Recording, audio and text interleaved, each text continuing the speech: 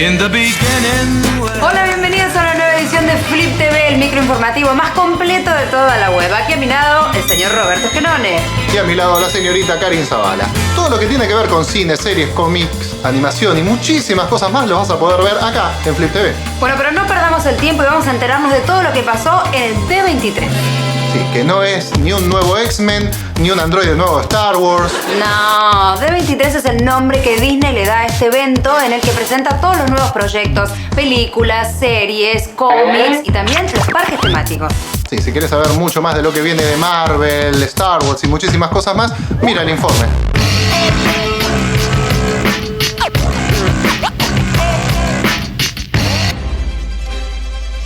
D23 2015!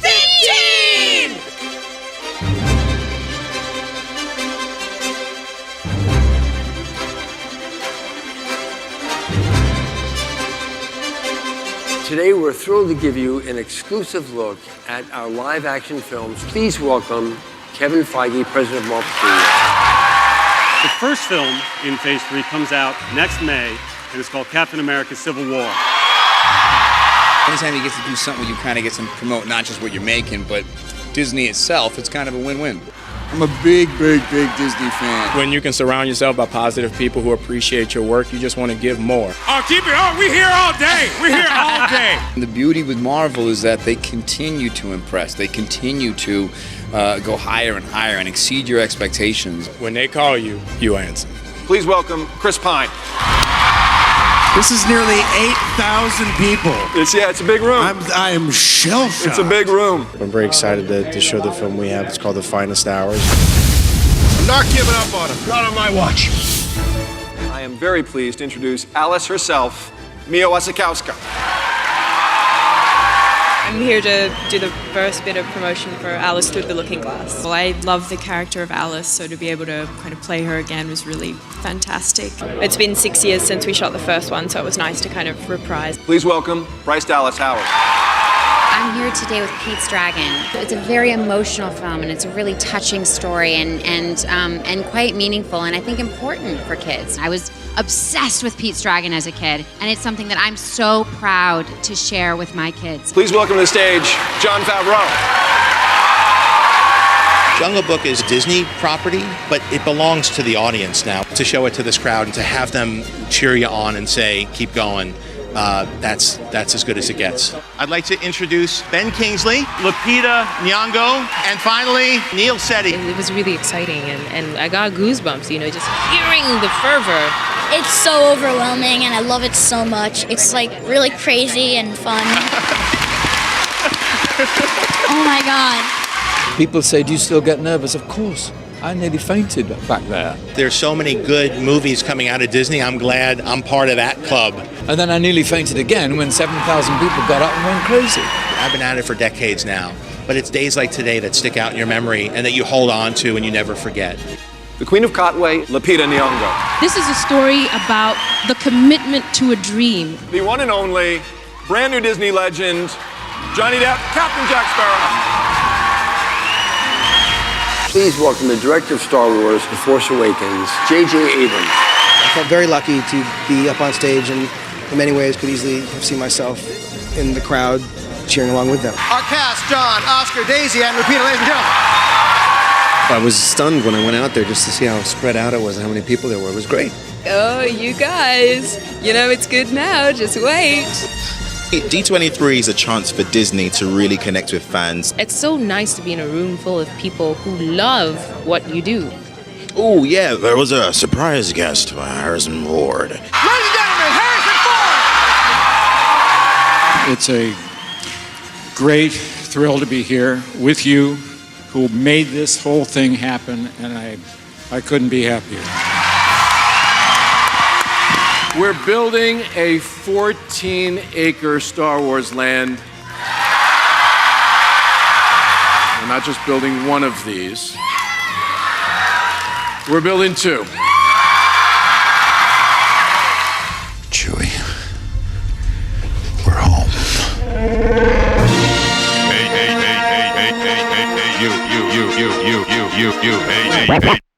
Robert, ¿cómo te llevas vos con el running? Viste que ahora está de moda salir a correr. No, pero la verdad yo cero. Nada de nada. Pero pensalo, por ahí está bueno, la vida al aire libre, vida sana, en equilibrio, correr, deporte. Mira, la verdad no sé de qué me estás hablando, a qué viene, ni idea. De correr, Robert. Ahora sí. ¿Por qué nos vamos corriendo mejor a ver el informe de la segunda parte de Maze Runner? Yo, Long Beach rock the house, yeah. Yo, LA rock the house, yeah.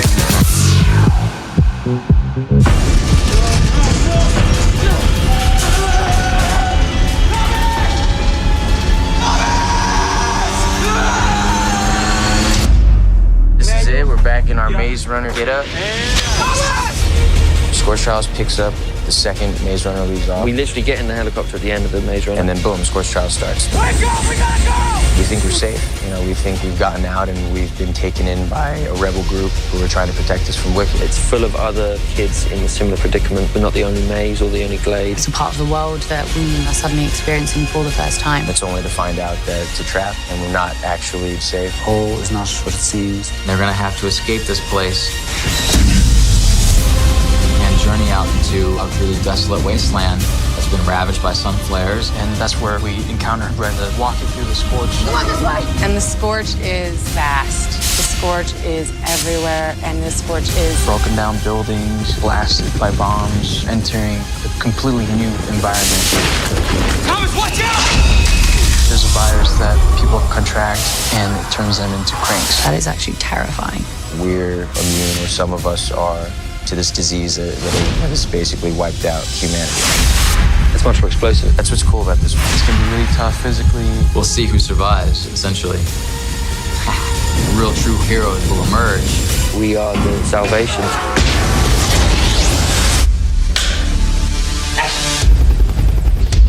The second Maze Runner leaves off, boom, Scorch Trial starts. I love working with Wes because he gets really excited when he's explaining things. He'll basically just kind of act out the whole scene, not even just your part, but the whole thing. I do think he's a genius. I do genuinely think that his mind works on a different level to all of us. Then he explains everything to you in a lot of detail. That tells me that he's excited to do this, and he wants the best out of us. And so I want to give him my best. He comes up with drawings and animations and stuff of what things are going to look like when we're looking at them. It's good to have people that you care about around you, you know? So we're going to continue that tradition and hope that it shows on film, essentially. I think it does. He has fun when he makes a film. There's an awful lot of stress involved, and he just doesn't really show it. We're going to blow some buildings up. 1, 2, 3. A lot of really cool characters this time, so it should be really colorful and fun. We'll see who survives, essentially.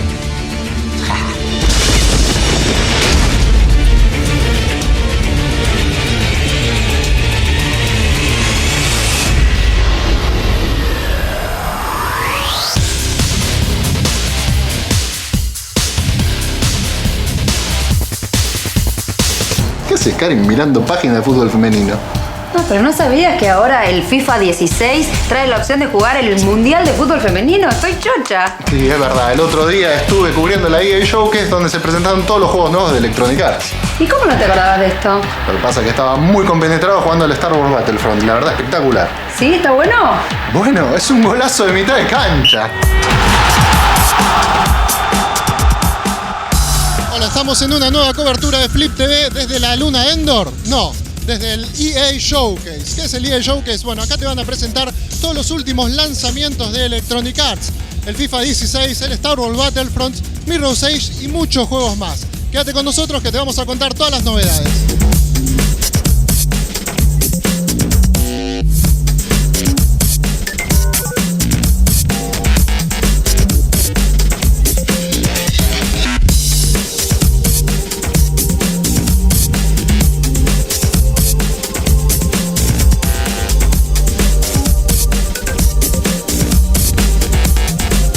Seguimos desde la EA Games, ahora nos encontramos con Emma, encargada de marketing y relaciones públicas de EA Games, que nos va a contar un poco de cuáles son los otros lanzamientos.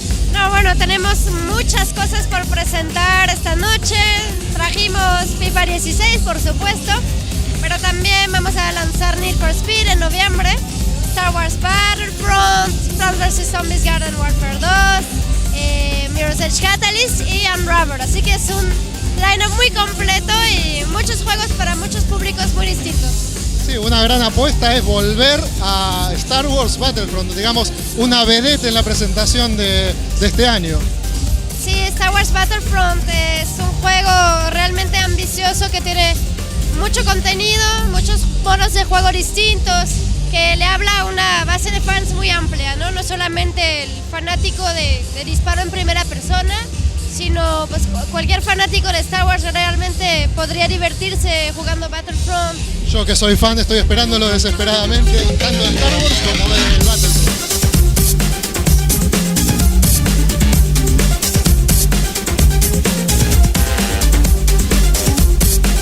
Hola, seguimos en EA Showcase, ahora estamos con Cristian Nieva.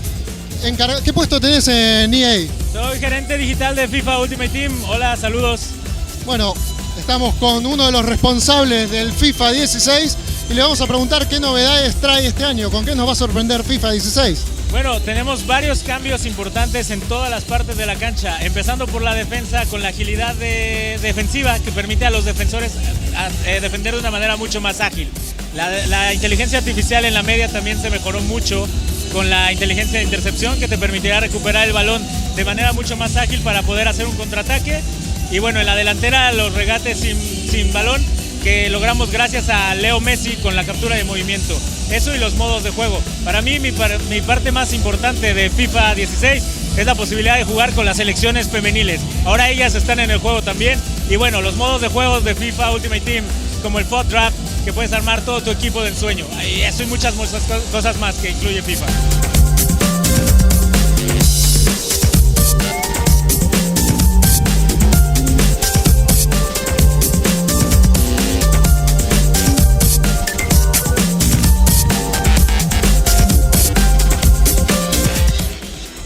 Bueno, llegamos a otro final de otra cobertura de Flip TV en la EA Showcase. Mientras me terminan de preparar el auto, ahora termino de guardar las cosas y ya me voy. Y nos vemos muy pronto en el programa o en otra cobertura.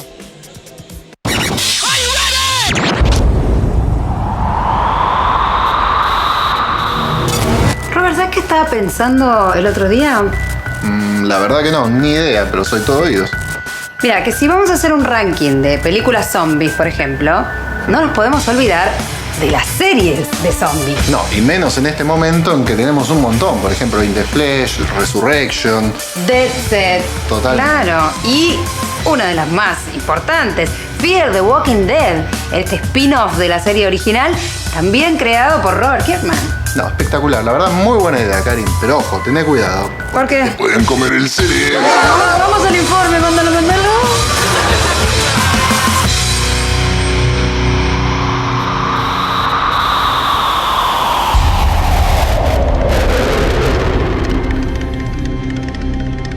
Fear the Walking Dead is an apocalyptic education. It's essentially covering the time frame in which Rick Grimes, from the original show and from the comic, was in a coma. In that version, Rick is shot, falls into a coma, wakes up 4 to 5 weeks later, and the world is over.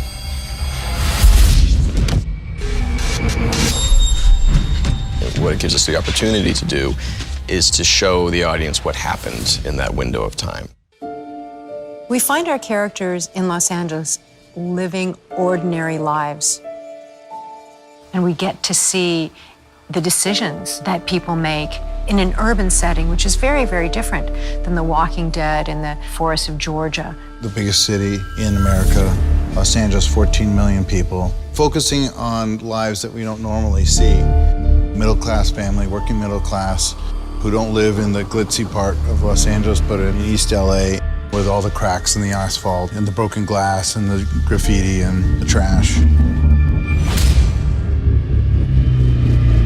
Would you take those off and hear you? Would you take them off, please? It's a highly dysfunctional blended family. The two main characters, the matriarch and patriarch, Cliff Curtis, who plays Travis, and Kim Dickens, who plays Madison. Madison Clark. She's a badass. She is a single mother. She's a guidance counselor at the high school. She just moved in with her boyfriend, and they're joining their families together. I love you. Well, you're stupid. Travis Manoa is a high school teacher. He loves teaching, he loves his students. He's divorced with a teenage son. We're all building a family, okay? All of us. He's in a new and exciting relationship with his girlfriend, and she has 2 teenagers as well. They're a family on the brink of falling apart. They're barely keeping things together as it is now, and we have the apocalypse.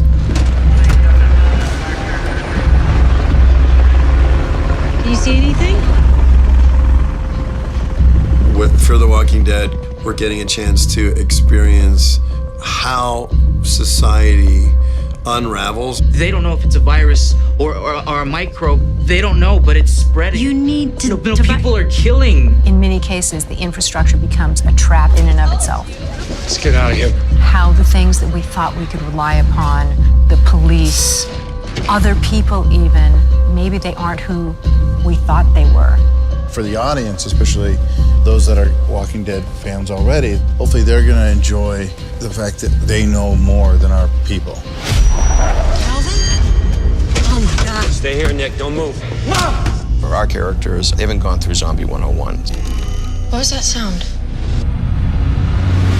These are fresh turns. We're not constantly surrounded by hundreds of walkers. They don't have the same decomposed for a year and a half look.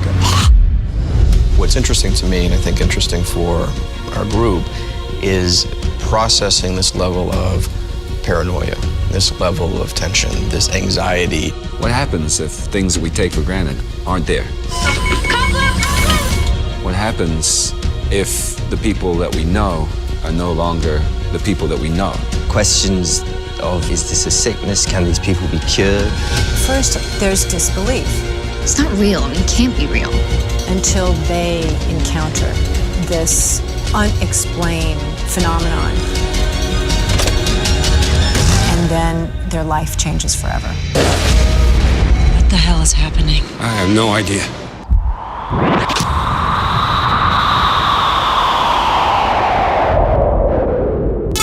Presentación de 23.